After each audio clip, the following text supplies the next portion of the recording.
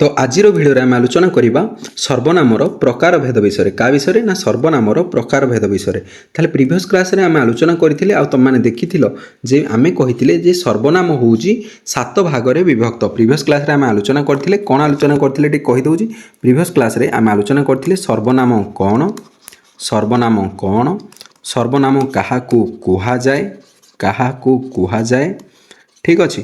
ता सहित आम आलोचना करथिले जे सर्वनाम कौन पाई व्यवहार करुचे बा सर्वनामर व्यवहार कहीं करा जाए ता सहित आम तार प्रकार भेद विषय देखते सर्वनाम आमर केते प्रकार बोली कही। जदि यही भिडर उत्तर माने ये प्रश्न गुड़िकर उत्तर तुम जान देन प्रीवियस वीडियो को जाकि देख। आज आम आलोचना करवा ये जो सात प्रकार मुझे तुमको कही जे सर्वनाम अच्छी से विषय आज आम डिटेल रे जानिबा। तो आज भिडियो आम मुख्यतः पुरुषवाचक बा व्यक्तिवाचक सर्वनाम विषय ता सहित प्रश्नवाचक सर्वनाम विषय आउ ता सहित निर्देशात्मक सर्वनाम विषय अर्थात आम ये जो प्रथम तीनोटी रहिला कौन आमर सर्वनाम रहिला ता विषय ए भिडियो रे जानिबा। नेक्स्ट भिडियो आम जानिबा आपेक्षिक संबंधवाचक सर्वनाम, निर्णायक आउ आत्मवाचक। नेक्स्ट तीनोटी को आम कौन करबा नेक्स्ट भिडियो रे जानिबा। आउ लास्ट भिडियो रे आम जानिबा समुच्चय बोधक बा समुच्चयी सर्वनाम ता सहित सेही भिडियो रे आम सेही गोटाक रे आउ कौन करे ना सब गुडा को रिकॉल करदो। आम टोटाली तीनटा भिडियो आसीबो सर्वनाम उपर। आशा करूची तमे जिनस गुड़ाक बुझीपारुथब आउ जमी तुम सपोर्ट कर भल पाइबा दौज मत सेमती से भाव में भल पाइबा दियो चैनल को, ठीक अच्छे। तो डेरी नक स्टार्ट करवा आज वीडियो को। Hello students, this is Suryakant, welcome to Odia competitive guide, ठीक अच्छे। तो डेरी नक स्टार्ट करवा प्रथम सर्वनाम जार ना हूँ पुरुषवाचक सर्वनाम बा व्यक्तिवाचक सर्वनाम। तो ये जो पुरुषवाचक कहली बा व्यक्तिवाचक सर्वनाम बोली मुझे तुमको कहूँ ये क्या कहुए आग जाना क्या कहुए पुरुषवाचक सर्वनाम बा व्यक्तिवाचक सर्वनाम। देख क्या कहुए से कहूँ जे विभिन्न पुरुष बा व्यक्ति परिवर्ते व्यवहृत जदि आम किसी सर्वनाम को करुचे तेबे ताकू आम कौन कहवा ना पुरुषवाचक सर्वनाम बोली कहवा। ताले मु कौन कहली जे विभिन्न पुरुषर व्यक्ति मानकर विभिन्न पुरुषर व्यक्ति मानकर मु कौन कहूँ कथा उपरे टिके गुरुत्व दियो पद उपरे विभिन्न पुरुषर व्यक्ति मानक परिवर्ते विभिन्न पुरुषर व्यक्ति मानक परिवर्ते जदि आम व्यवहार करुचे किसी सर्वनाम ताकू आम कहवा पुरुषवाचक सर्वनाम बा व्यक्तिवाचक सर्वनाम। अच्छा तुम कह कौन कहल पुरुष तो जहाँ व्यक्ति तो सैया पुरुषर व्यक्ति मानक नाम परिवर्ते कौन देख ताले तुम गोटे जिन जानी जो वचन पढ़ा होता तुमको केवे पढ़ाई आगू पढ़ो ताले वचन हूँ आमर दुई प्रकार ये कहीदे गोटे है एक वचन आ गोटे है दुई वचन नाई ना गोटे है एक वचन आ गोटे है आमर बहुवचन, ठीक अच्छे। ताले एक रु अधिका हेले सी आमर हम बहुवचन। वचन है दुई भाग विभक्त ठीक से भाव में आमर पुरुष अच्छी पिले कौन अच्छी पुरुष। तो पुरुष आमर हूँ केते प्रकार ना तीन प्रकार। पुरुष केते प्रकार ना पुरुष होती तीन प्रकार। ताले कौन कौन से पुरुष ताले प्रथम कथा हूँ फास्ट हम प्रथम पुरुष पुरुष हूँ तीन प्रकार ओडिया गोटे है प्रथम पुरुष तापर आमर आसो द्वितीय पुरुष तापर आसो आमर तृतीय पुरुष। बुझीपार पे प्रथम पुरुष द्वितीय पुरुष आउ तृतीय पुरुष बुझीपार पे पुरुष कौन। तो तुम ए कह प्रथम पुरुष को माने जी ताले जो शब्द लिखाई मु आंभे आंभे माने एमाने जीवे आमर प्रथम पुरुष कौदे जीवे प्रथम पुरुष बुझीपार। तू तुम्भे बा तुम्भे माने तू तुम्भे हो कि तुम्हें हो बा तुम्भे माने हो सी आमर जीव कौदे ना द्वितीय पुरुष कौदे जीव द्वितीय पुरुष। आउ जो रहिला से माने आपण माने एमाने जीवे आमर कौदे ना तृतीय पुरुष बुझीपार पे कौन कहली आउ थे कहीदे मु प्रथम कथा कहली जे आमर पुरुष होजंती केते भाग विभक्त ना पुरुष होजंती तीन भाग विभक्त। गोटे है आमर प्रथम पुरुष तापर कहली द्वितीय पुरुष तापर कहली तृतीय पुरुष। प्रथम पुरुष रे आमर किए जीवे ना मु आंभे माने प्रथम पुरुष तू तुम्भे माने द्वितीय पुरुष से माने से आपण माने हेबे तृतीय पुरुष। आउ थे क्लियर स्क्रीन पर बुझे दूची ताले मु कहली पुरुष होजी तीन प्रकार। गोटे है कौन प्रथम पुरुष तापर कहली द्वितीय पुरुष तापर कहली तृतीय पुरुष। जहाँ लिखुची से मन रख अधिका किसी आवश्यक ना।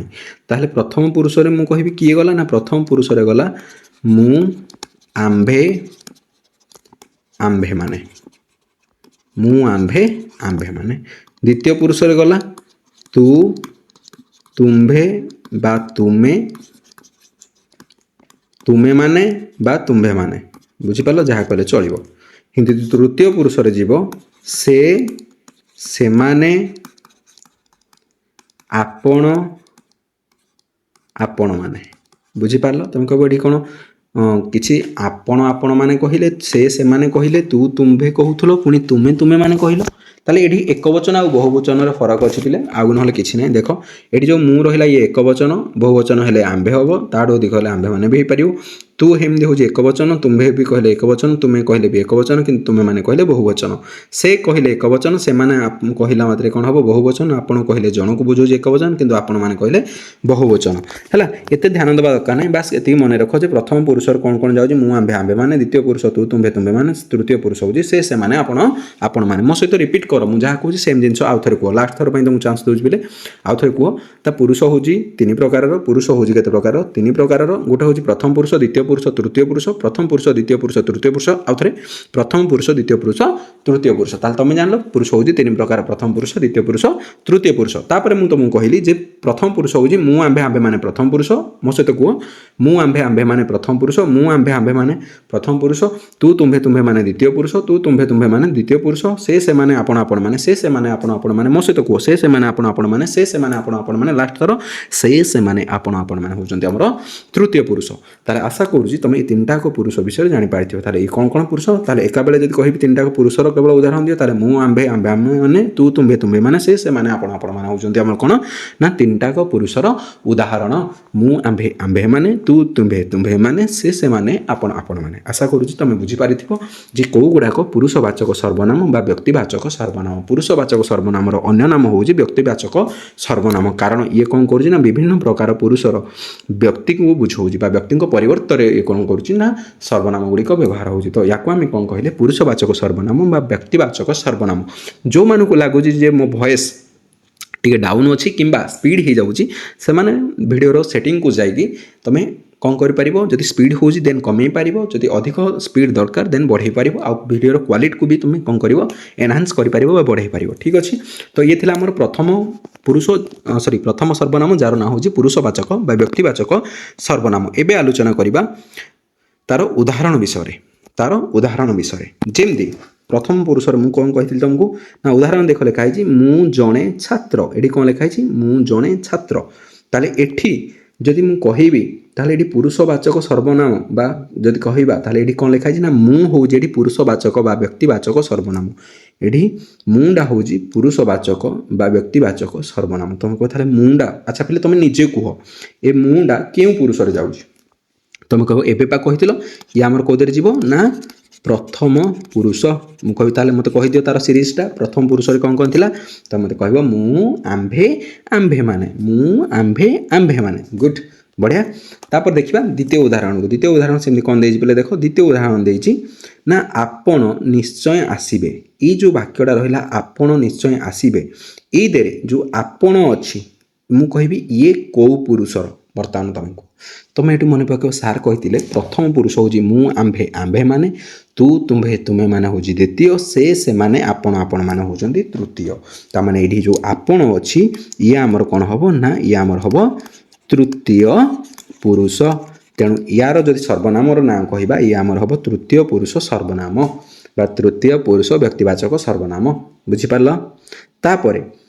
ତାପରେ ଦେଖ ଉଦାହରଣ କ'ଣ ଦେଇଛି? ସେ କହୁଛି ତୁଜେ ବୋଲ ମୋର ଅର୍ଜିଲା ଧନ। ତାହେଲେ ଏଠି ଯେଉଁ ତୁ ରହିଲା, ତୁଟା ତାହେଲେ କେଉଁ ପୁରୁଷ? ତୁମେ ଆଖି ମୁଜିକିନା ସାଙ୍ଗେ କହିଦେବ ଇଏ ହେଉଛି ଦ୍ୱିତୀୟ ପୁରୁଷ। ତାଙ୍କ ସାର୍ ମୋର ତ ମନେ ନାହିଁ, ତାହେଲେ ମନେ ରଖିବା କିଛି ଆବଶ୍ୟକ ନାହିଁ। ମୁଁ ଯାହା ଘୁଷେଇଛି ସେଇଟା ଘୁଷେଇ ରଖ, ଅଟୋମେଟିକ୍ ମନେ ରହିଯିବ। ମୁଁ କ'ଣ କହିଥିଲି?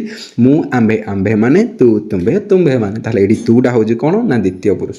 ମୁଁ ଆମ୍ଭେ ଆମ୍ଭେମାନେ ହେଲା ପ୍ରଥମ ପୁରୁଷ, ତୁ ତୁମ୍ଭେ ତୁମ୍ଭେମାନେ ହେଲା ଦ୍ୱିତୀୟ ପୁରୁଷ। ତେଣୁ ଇଏ ଆମର ଦ୍ୱିତୀୟ ପୁରୁଷ ସର୍ବନାମର ଉଦାହରଣ। ତାପରେ ଦେଖିବା ତୁମ୍ଭ ମଧ୍ୟ ସାନ କେହି ହେଲା, ସେ କହୁଛି ତୁମ୍ଭ। ତାହେଲେ ଏଠି ତୁମ୍ଭ ହଉ, ତୁମେ ହଉ, ତୁମେମାନେ ହଉ, ଯାହା ହଉ ଇଏ ଆମର ହେବ ଦ୍ୱିତୀୟ ପୁରୁଷ। ଠିକ୍ ଅଛି? ଠିକ୍ ସେଭଳି ଭାବରେ ସେମାନେ ଗତକାଲି ପୁରୀ ଯାଇଥିଲେ। ତାହେଲେ ଏଠି ଯେଉଁ ମୁଁ ପଦ ଲେଖିଲି ସେମାନେ ବୋଲି ଗୋଟେ ପଦ ଲେଖା ହେଇଛି, ସେମାନେ ବୋଲି ଗୋଟେ ପଦ ଲେଖା ହେଇଛି। ଏଇ ସେମାନେଟା ମୁଁ ଯଦି ପଚାରିବି ସେମାନେଟା କେଉଁ ପୁରୁଷ? ତମେ କ'ଣ କହିବ? ନା ତମେ କହିବ ଇଏ ଆମର ହେଉଛି ତୃତୀୟ ପୁରୁଷ। ମୁଁ କହିବି ତୃତୀୟ ପୁରୁଷର କ'ଣ ଥିଲା କି ତାର ନା? ତୃତୀୟ ତମେ କହିବ ତୃତୀୟ ପୁରୁଷର ଥିଲା ସେ, ସେମାନେ, ତା ସହିତ କହିବ, କୁହ ପାଟି କଲ। ହଁ ଠିକ୍ କହିଲ, ଆପଣ, ଆପଣମାନେ। ବୁଝିପାରିଲ? ସେ, ସେମାନେ, ଆପଣମାନେ ହେଉଛନ୍ତି ଆମର କ'ଣ ନା ତୃତୀୟ ପୁରୁଷ। ଆଇ ହୋପ୍ ତମେ ଭଲ ଭାବରେ ପୁରୁଷକୁ ବୁଝି ସାରିଥିବ, ତା ସହିତ ପୁରୁଷବାଚକ ସର୍ବନାମକୁ ବୁଝି ସାରିଥିବ। ତାହେଲେ ଏଗୁଡ଼ିକ ହେଉଛନ୍ତି କ'ଣ ନା ପୁରୁଷବାଚକ ସର୍ବନାମର ଉଦାହରଣ। ବୁଝିପାରିଲ?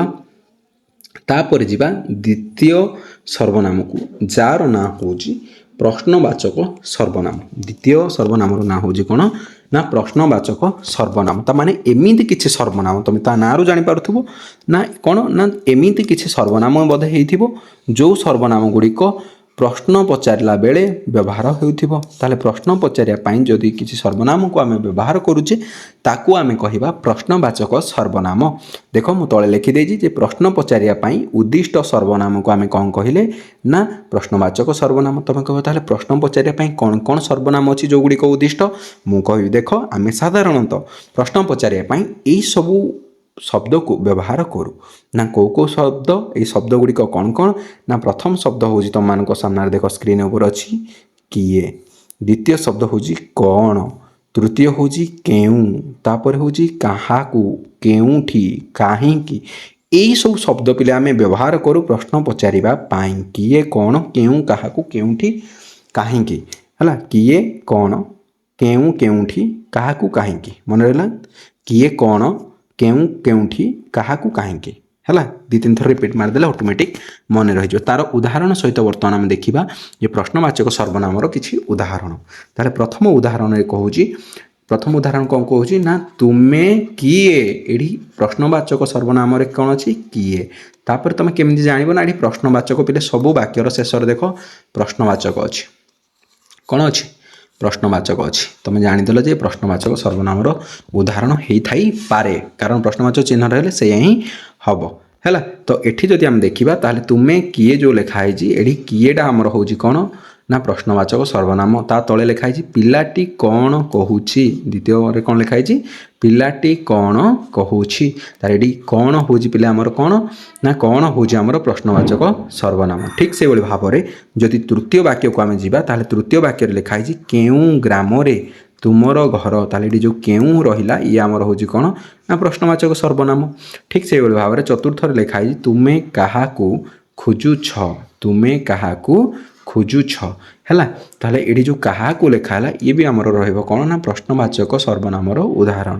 ଠିକ୍ ସେଇଭଳି ଭାବରେ ମୁଁ ଥାଉ ଥାଉ ତୁମର ଦୁଃଖ କାହିଁକି। ମୁଁ ଥାଉ ଥାଉ ତୁମର ଦୁଃଖ କ'ଣ ପାଇଁ ବା କାହିଁକି।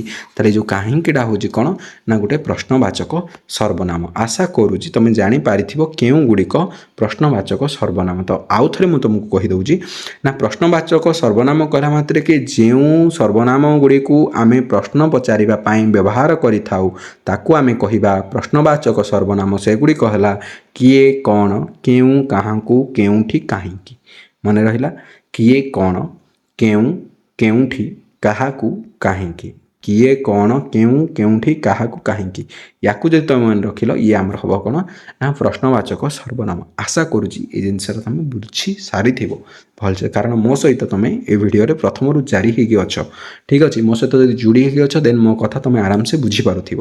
ତ ଏବେ ଆମେ ଦେଖିବା ତୃତୀୟ ସର୍ବନାମ, ଯାହାର ନାଁ ହେଉଛି ନିର୍ଦ୍ଦେଶାତ୍ମକ ସର୍ବନାମ। ତା ନାଁରୁ ଆମେ ଜାଣିପାରୁଛେ ଯେ ନିର୍ଦ୍ଦେଶାତ୍ମକ ସର୍ବନାମ ମାନେ ଏମିତି କିଛି ସର୍ବନାମ ଯିଏ କ'ଣ କରୁଥିବ ମେ ବି ନିର୍ଦ୍ଦେଶ କରୁଥାଇପାରେ, ଏଇଆ ହେଇଥାଇପାରେ। ତ ଦେଖିବା ତାର ଡେଫିନେସନ୍ କାହାକୁ କୁହାଯାଏ ନିର୍ଦ୍ଦେଶାତ୍ମକ ସର୍ବନାମ। ତାହେଲେ ସେ କହୁଛି ଯେଉଁ ସର୍ବନାମ ପଦ ଗୁଡ଼ିକ ବାକ୍ୟରେ ବ୍ୟବହାର ହୋଇ କ'ଣ କରନ୍ତି ନା ବିଶେଷ୍ୟ ପଦମାନଙ୍କୁ ନିର୍ଦ୍ଦେଶ କରନ୍ତି ବା ସୂଚାନ୍ତି।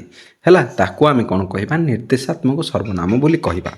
କେମିତି ନା ମୁଁ କହିଲି ଏମିତି କିଛି ସର୍ବନାମ ଯେଉଁ ସର୍ବନାମ ଗୁଡ଼ିକ କୌଣସି ଗୋଟେ କାହାକୁ ଗୋଟେ ନିର୍ଦ୍ଦେଶ କରୁଥିବ। ହେଲା, ଏଇ ସେଇ, ଯେମିତି ଦେଖ ଉଦାହରଣ ଦେଖ ଅଛି ଏଇ, ଏଇ, ଏହି, ସେହି। ହେଲା, ସେଇ, ଏହା, ତାହା, ୟାକୁ, ତାକୁ, ଯାହା, ଯାହା, ତାହା, ତାହାର। ହେଲା, ତ ଏଇଗୁଡ଼ାକ ଆମର ସବୁ କ'ଣ ଆସିବ ନା ନିର୍ଦ୍ଦେଶାତ୍ମକ ସର୍ବନାମ ବୋଲି ଆସିବ। ତାହେଲେ ମୁଁ କହିଲି ଯେ ଯେଉଁ ସର୍ବନାମ ଗୁଡ଼ିକ କାହାକୁ ଗୋଟେ ନିର୍ଦ୍ଦେଶ କରୁଥିବ କାହାକୁ ନିର୍ଦ୍ଦେଶ କରୁଥିବ ନା ଗୋଟେ ବିଶେଷ୍ୟ ପଦକୁ ନିର୍ଦ୍ଦେଶ କରୁଥିବ, ତାକୁ ଆମେ କହିଲେ ନିର୍ଦ୍ଦେଶାତ୍ମକ ସର୍ବନାମ। ୟାର ଯଦି ଉଦାହରଣ ନେବା ଆମେ ଆରାମସେ ଭଲସେ ବୁଝିପାରିବା। ଦେଖ, ଉଦାହରଣ କହିଲା ମାତ୍ରେ ଆମେ କ'ଣ କହିଲେ, ପ୍ରଥମ ଉଦାହରଣ ତୁମମାନଙ୍କ ସ୍କ୍ରିନ୍ ଉପରେ ଲେଖା ହେଇଛି କ'ଣ ନା, ପ୍ରଥମ ଉଦାହରଣ ଦେଖ ଅଛି, ଏ ଲୋକଟି ଚରିତ୍ରବାନ। ତାହେଲେ ଏଇ ଯେଉଁ ମୁଁ ଏଠି ବ୍ୟବହାର କଲି ଏ କ'ଣ କରୁଛି ନା କାହାକୁ ବୁଝାଉଛି ନା ନିର୍ଦ୍ଦେଶ କରୁଛି ଗୋଟେ ଲୋକକୁ, ଏଇ ଲୋକ, ବୁଝିପାରିଲ। ତାହେଲେ ଏଇ ଲୋକ ବିଷୟରେ କହୁଛି, ତାହେଲେ ଏଠି ନିର୍ଦ୍ଦେଶ କଲା, ଏଟା ନିର୍ଦ୍ଦେଶ କଲା କାହାକୁ ନା ଲୋକକୁ, ତେଣୁ ଏଠି ଏ ହେଉଛି ଆମର ନିର୍ଦ୍ଦେଶାତ୍ମକ ସର୍ବନାମ। ଠିକ୍ ସେଇଭଳି ଭାବରେ ଦ୍ୱିତୀୟ ବାକ୍ୟକୁ ଆମେ ଯଦି ଯିବା, ଏବେ ଯିବା ଦ୍ୱିତୀୟ ବାକ୍ୟକୁ, ତାହେଲେ ଦ୍ୱିତୀୟ ବାକ୍ୟରେ ଯେଉଁ ଲେଖା ହେଇଛି କ'ଣ ନା, ଏଇ କି ସେ ଆର୍ଯ୍ୟଭୂମି। ତାହେଲେ ଏଠି ଯେଉଁ ଏଇ ଅଛି, ଏଇ କାହାକୁ ବୁଝାଉଛି ନା ଆର୍ଯ୍ୟଭୂମିକୁ ବୁଝାଉଛି। ତାହେଲେ ଆର୍ଯ୍ୟଭୂମି କ'ଣ ଗୋଟେ ବିଶେଷ୍ୟ ହେଲା, ତା ବିଶେଷ୍ୟକୁ ବୁଝାଉଛି ଏଇଟା। ତାହେଲେ ଏଇ ହେଉଛି କ'ଣ ନା ଗୋଟେ ସର୍ବନାମ। କେଉଁ ସର୍ବନାମ ନା ନିର୍ଦ୍ଦେଶାତ୍ମକ ସର୍ବନାମ, ମାନେ ସେ ନିର୍ଦ୍ଦେଶ କରୁଛି, ସୂଚାଉଛି ଯେ ଆର୍ଯ୍ୟଭୂମି ବିଷୟରେ, ବୁଝିପାରିଲ। ଠିକ୍ ସେଭଳି ଭାବରେ ଯଦି ତୃତୀୟ ଆମେ ଯିବା, ତୃତୀୟ ଉଦାହରଣକୁ କହୁଛି, ଏହି ଗ୍ରାମରେ, କେଉଁ ଗ୍ରାମ ନା ଏହି ଗ୍ରାମ, ଏଇଟା କାହାକୁ ବୁଝାଉଛି ଗ୍ରାମକୁ ବୁଝାଉଛି, କେଉଁ ଗ୍ରାମ ଏହି ଗ୍ରାମ। ତାହେଲେ ଏହି ଯେଉଁ ଗ୍ରାମ ସୂଚାଉଛି, ନିର୍ଦ୍ଦେଶ କରୁଛି କାହାକୁ ନା ଗ୍ରାମକୁ ସୂଚାଉଛି, ତେଣୁ ଏଠି ଏହି ଯେଉଁ ପଦଟା ଲେଖା ହେଇଛି ଇଏ ବି ଆମର ଆସିବ କ'ଣ ନା ନିର୍ଦ୍ଦେଶାତ୍ମକ ସର୍ବନାମ। ଠିକ୍ ସେଭଳି ଭାବରେ ଚତୁର୍ଥ ଉଦାହରଣ ଅଛି କ'ଣ ନା, ସେ ମଣିଷ ନୁହେଁ। ଏଠି ଯେଉଁ ସେ ଅଛି କାହାକୁ ସୂଚାଉଛି, ମଣିଷକୁ ସୂଚାଉଛି, ତେଣୁ ଏଠି ଆମର କ'ଣ ମଣିଷ ଗୋଟେ ବିଶେଷ୍ୟ, ତେଣୁ ବିଶେଷ୍ୟ ପଦ ବଦଳରେ ଦେଖ ବସିଛି, ତେଣୁ ବିଶେଷ୍ୟ ପଦ ବଦଳରେ ବସିଛି, ତେଣୁ ସର୍ବନାମ। ତେଣୁ କେଉଁ ସର୍ବନାମ, ଯେହେତୁ ନିର୍ଦ୍ଦେଶ କରୁଛି ସେ ହେଲା ନିର୍ଦ୍ଦେଶ ସର୍ବନାମ। ତୁମକୁ ଦୁଇଟା ଜିନିଷ ପିଲା ମନେ ରଖିବାର ଅଛି, ନିର୍ଦ୍ଦେଶାତ୍ମକ ସର୍ବନାମରେ ତୁମକୁ ଦୁଇଟା ଜିନିଷ ମନେ ରଖିବାର ଅଛି। ପ୍ରଥମ ଜିନିଷ ହେଉଛି କ'ଣ ନା, ବିଶେଷ୍ୟ ବଦଳରେ ବସୁଥିବ, ବିଶେଷ୍ୟ ବଦଳରେ ବସୁଥିବ ହେଲା। ତାହେଲେ ବିଶେଷ୍ୟ ବଦଳରେ ବସୁଥିବ, ଇଏ ହେଲା ପ୍ରଥମ ଜିନିଷ। ଦ୍ୱିତୀୟ ଜିନିଷ ହେଉଛି କ'ଣ ନା, ନିର୍ଦ୍ଦେଶ କରୁଥିବ, କାହାକୁ ଗୋଟେ ସୂଚାଉଥିବ, ନିର୍ଦ୍ଦେଶ କରୁଥିବ। ଯଦି ଏତିକି କଲା ତାହେଲେ ତାକୁ ଆମେ କ'ଣ କହିବା ନା ନିର୍ଦ୍ଦେଶାତ୍ମକ। ଯେହେତୁ ନିର୍ଦ୍ଦେଶ କରୁଛି ତେଣୁ ନିର୍ଦ୍ଦେଶାତ୍ମକ, ଯେହେତୁ ବିଶେଷ୍ୟ ବଦଳରେ ବସୁଛି ତେଣୁ ସର୍ବନାମ। ତାମାନେ ୟାକୁ ଆମେ କହିବା ନିର୍ଦ୍ଦେଶାତ୍ମକ ସର୍ବନାମ। ବୁଝିପାରିଲ ବେଲେ କ'ଣ କହିଲି? ତାହେଲେ ନିର୍ଦ୍ଦେଶାତ୍ମକ ସର୍ବନାମ ମାନେ କ'ଣ ନା ବିଶେଷ୍ୟ ବଦଳରେ ବସୁଥିବ, ତା ସହିତ ନିର୍ଦ୍ଦେଶ କରୁଥିବ କାହାକୁ ଗୋଟେ ନା ବିଶେଷ୍ୟ ପଦକୁ। ଠିକ୍ ସେଇଭଳି ଭାବରେ ସେଇ କଥାଟି ମୁଁ ତାକୁ ପଚାରିଲି, ଏଠି ଯେଉଁ ସେଇ କହିଲା କାହା ବିଷୟରେ ପଚାରୁଛି ନା କଥା ବିଷୟରେ। ସେଇ କଥା, କେଉଁ କଥା ନା ସେଇ କଥା, ନିର୍ଦ୍ଦେଶ କଲା କଥାକୁ। ଠିକ୍ ସେଇଭଳି ଭାବରେ ସେହି ଶିକ୍ଷକ ନମସ୍ୟ, ସେହି କହିଲା ଭିତରେ କେଉଁ ଶିକ୍ଷକ ନା ସେହି ଶିକ୍ଷକ। ତାହେଲେ ସେହିଟା କାହାକୁ ବୁଝାଉଛି ନା ଶିକ୍ଷକକୁ ବୁଝେଇଲା। ତାହେଲେ ସେହିଟା ନିର୍ଦ୍ଦେଶ କାହାକୁ କଲା ନା ସେହି ନିର୍ଦ୍ଦେଶ କରୁଛି ଶିକ୍ଷକକୁ, ତେଣୁ ଏଠି ସେହି ହେଉଛି କ'ଣ ନିର୍ଦ୍ଦେଶାତ୍ମକ ସର୍ବନାମ। ସେମିତି ଗଲି ଅଇଲି, ଯାହା ଦେଖିଲି ତାହା କହିଲି। ଏଠି ଯେଉଁ ଯାହା ଆଉ ତାହା ଦୁଇଟା ଆକ ପିଲେ, ଏଠି ଯାହା ତାହା ଦୁଇଟା ଆକ ଆମର କ'ଣ ହେବ ନା ନିର୍ଦ୍ଦେଶ କରୁଛି, ତେଣୁ ଇଏ ଆମର ଆସିବ ନିର୍ଦ୍ଦେଶାତ୍ମକ। ବୁଝିପାରିଲ ସର୍ବନାମ, ବୁଝିପାରିଲ। ଠିକ୍ ସେଇଭଳି ଭାବରେ 8 ନମ୍ବରରୁ ଯଦି ଦେଖିବା ବାକି ଆମର ଉଦାହରଣକୁ, ତାହେଲେ ଦେଖ ସେ କହୁଛି ଏକୁ ଆରେକ ବଳିଆର, ଜଣଙ୍କଠୁ ଆଉ ଜଣେ ବଳିଆର ହେଲା। ଏକୁ ଆରେକ ବଳିଆର, ଏକୁ ଆରେକ ବଳିଆର। ତାହେଲେ ଏଠି ଏକୁ ଆଉ ଆରେକ ଏଗୁଡ଼ା ବି ଗୋଟେ ଗୋଟେ ପିଲେ ସର୍ବନାମ। ମନେ ରଖିତ, ଏଇଟା ଗୋଟେ ଇମ୍ପୋର୍ଟାଣ୍ଟ ତୁମମାନଙ୍କ ପାଇଁ। ଏକୁ ଆରେକ ବଳିଆରରେ ଏକୁ ଆଉ ଆରେକ ଯେଉଁ ରହିଲା, ଏକୁ ଆଉ ଆରେକ ଯେଉଁ ରହିଲା, ଏଗୁଡ଼ିକ ହେଉଛି ଆମର କ'ଣ ନା ସର୍ବନାମ। ଏଗୁଡ଼ିକ ଆମର କ'ଣ ନା ଏଗୁଡ଼ିକ ହେଉଛି ଆମର ସର୍ବନାମ। କେଉଁ ସର୍ବନାମ ନା ତୁମେ କହିବ ଏବେ ପା କହିଲ ନିର୍ଦ୍ଦେଶାତ୍ମକ ସର୍ବନାମ। ବୁଝିପାରିଲ।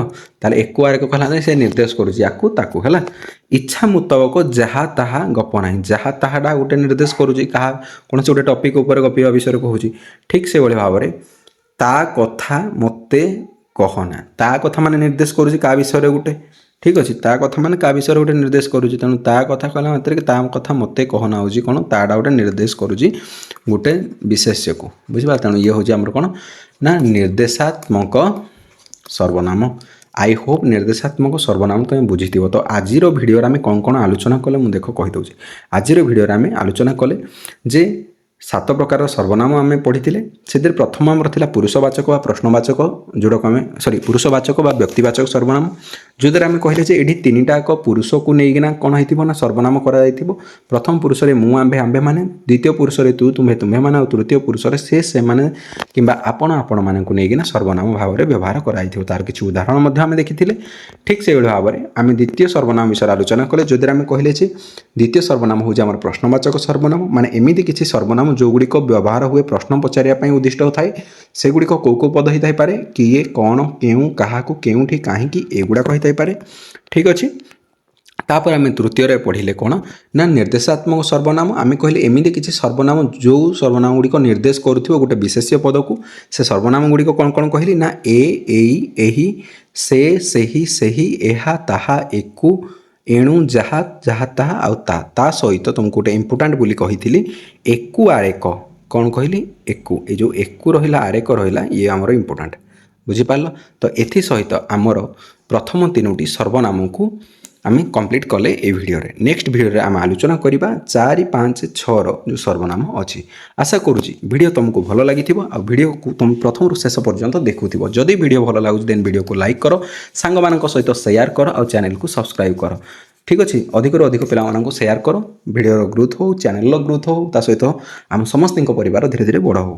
ପଢ଼ାପଢ଼ି ଠିକ୍ସେ କର ଆଉ ଜଲ୍ଦି ଜବ୍ କ୍ରାକ୍ କର। Thank you so much. Be the best. Love you.